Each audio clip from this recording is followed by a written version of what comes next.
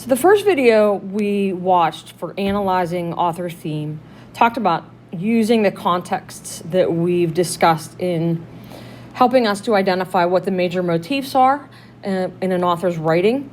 So to review that, we're going to talk a little bit about things fall apart. The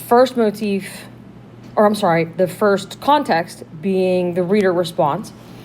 Important to remember when I'm considering the reader response is that everything that I've experienced, what my current state of mind is, what's going on in the world around me, all of these things will influence the things that make me connect with a piece of literature or make me disconnect from a piece of literature, because both things are possible. The first time I read Things Fall Apart, I was actually reading it in preparation for teaching it to my sophomore class. And I was probably in my early 30s when I read it for the first time. And I was actually, interestingly enough, on the beach. I was doing it in preparation over the summer.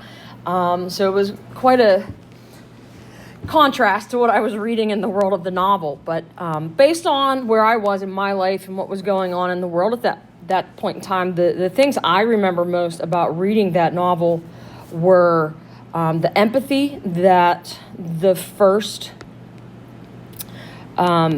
missionary leader, I think it was Mr. Brown, I'm not sure if that was his name, the empathy that he showed when he was speaking with the Igbo and trying to understand their way of life rather than being super judgmental and dismissiveness, and the dismissiveness of the next leader of the missionaries, because I believe Mr. Brown had gotten sick. It's been a while since I've read that. And at that point in my life, I was kind of rediscovering my spiritual beliefs. So the Christianity that was discussed and the Igbo religion that was discussed in the novel was also something that really kind of spoke to me and helped me connect to it.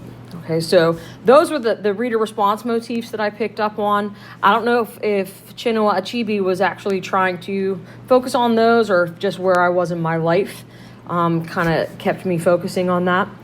So to kind of make sure I'm picking up on everything Achebe was trying to put out there, I want to look to the historical context and in the microcosm of the historical context.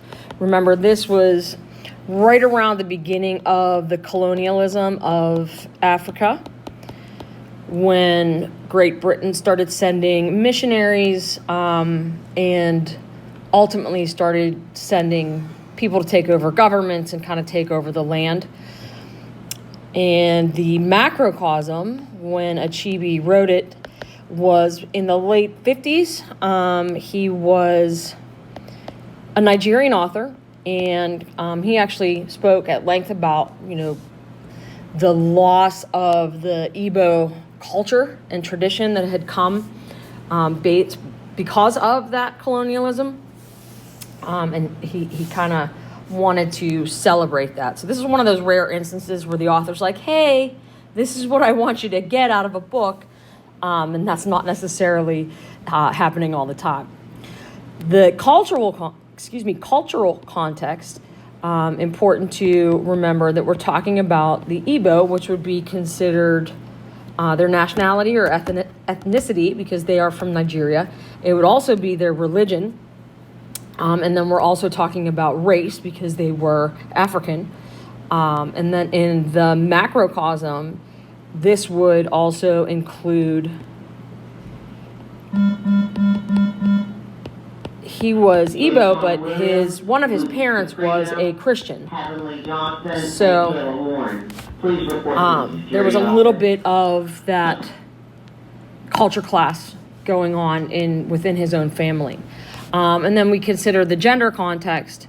And if I think back to the book, while Achebe was male, he does touch on gender roles within the Igbo society, especially when he talks about the polygamy that was practiced by the Igbo. And he talks specifically or reflects on the roles of genders. If you consider how he felt about his daughter versus his son, and what gender characteristics, I guess we could call those. How about gender expectations? Yeah, I like that better. And then I don't know anything about the macrocosm as far as that goes. One of the things I have not done a ton of research on. So, but I don't know that necessarily that was, I don't know what out of all of these, Achebe was definitely focusing on the greatest, because I think a lot of them work together. So if I were to want to focus on one or two, I would probably want to pick the one that I can see, like the ones that I can really see, and I think were the most evident in the novel, and two, the ones I could probably find a lot of evidence for. So now that I've identified those motifs, the next step in that process is going to be developing a theme statement.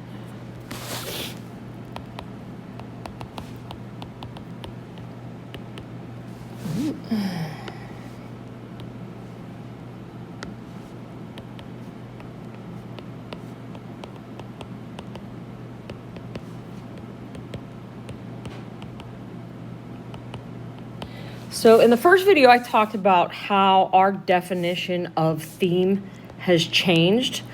Initially, we were focused on the moral, quote unquote, moral of the story, and how we're this year going to kind of separate that judgment component of the moral, and that's going to be the tone, and focus on, as far as theme goes, that universal human condition. So a quick fleshing out of the definition of what a theme statement is.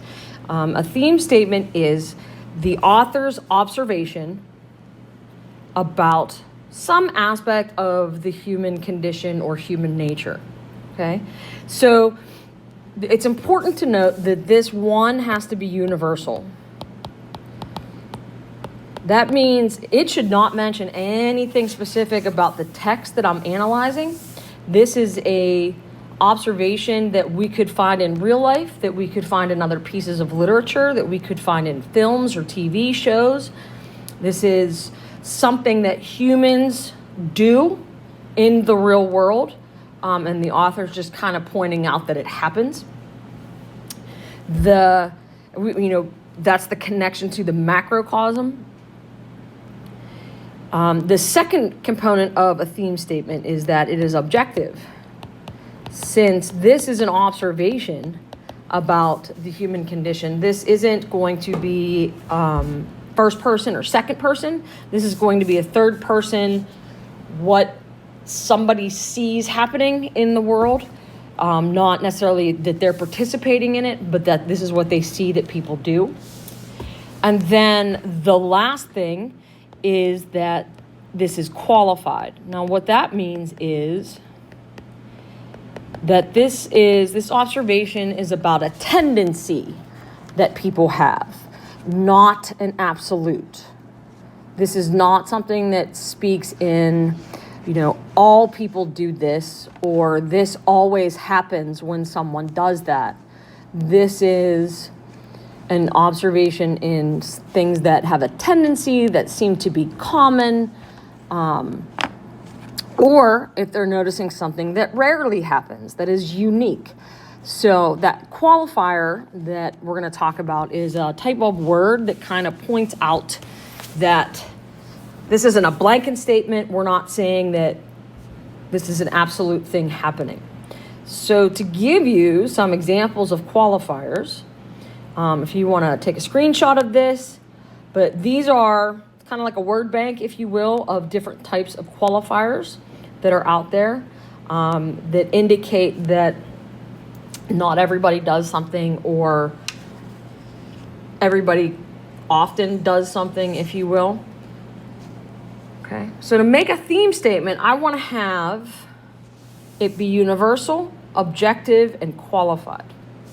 So the example, the first example I'm going to give you is going to be focused on this empathy, and culture. Okay, so since empathy was the thing I focused on whenever I was reading it, that's going to be the easiest for me to write about. So I'm going to make a universal statement that observes something about empathy and culture and the human condition that has a qualifier. So I actually wrote 2 different examples here because they are focusing on 2 different sides of the same coin, if you will. So a lack of empathy between people, and that should be not o. I'm not Irish. Of differing cultures often alienates and can lead to unnecessary hatred and violence. So in this example, we're looking at these 2 motifs that I had pulled out from my reader response. But interestingly, you'll note that I talked about the consequences of a lack of empathy rather than empathy, because in my remembrance of the novel, it was the abrupt, dismissive nature of the second priest or reverend who frustrated me. So that was, for me, the easiest way to word this. So you'll notice that I'm talking about that human condition, and then I'm talking about the results, what happens based on that component of the human condition or that motif, okay? And we'll see here that is my qualifier, and we'll also see that this is my universal statement. This is about people. This isn't about me. This isn't about you. This is about all of humanity. The second way I could write that, if I'm focusing on the presence of empathy rather than the lack of empathy, now I'm talking about practicing empathy when introduced to new cultural beliefs and practices, usually builds respectful rapport, limiting potential conflicts. So basically, I'm showing what happens without and what happens with. And we're still talking about the concept of empathy and cultural beliefs. And we're talking about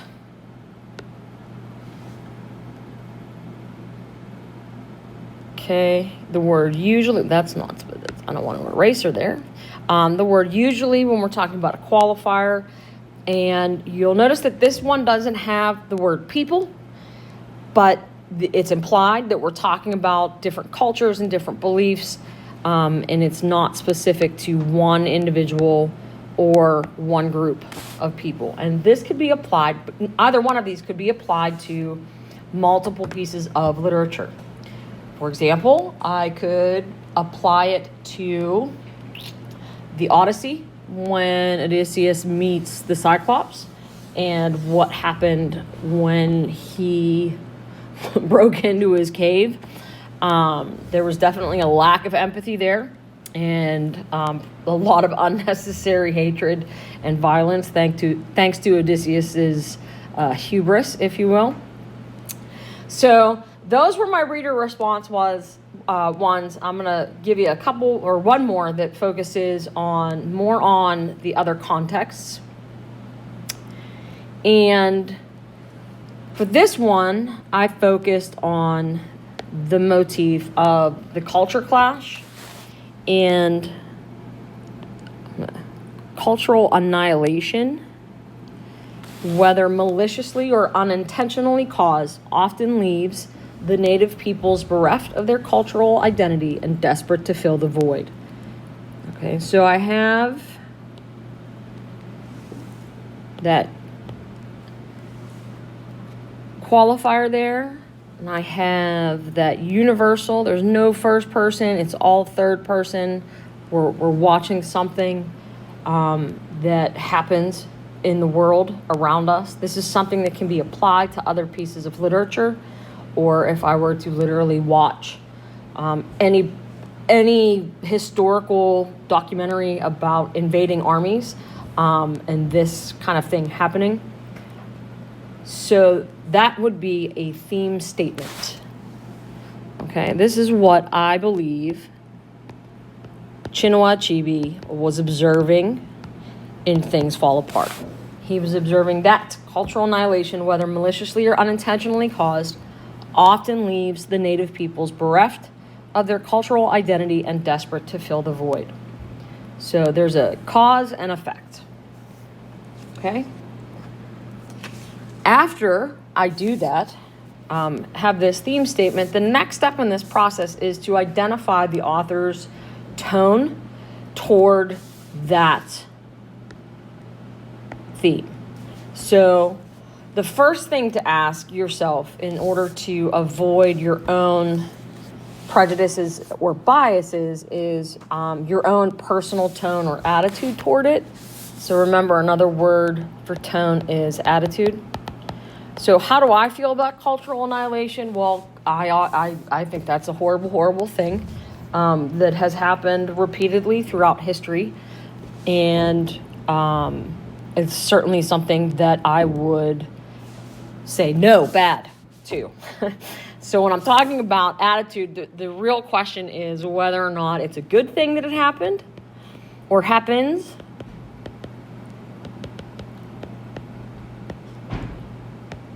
And if that's your answer, that yes, something is good that it happens, then you're going to have a positive tone verb.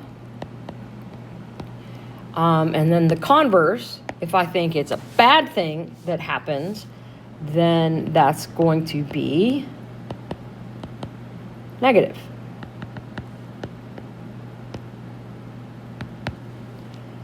A negative tone verb.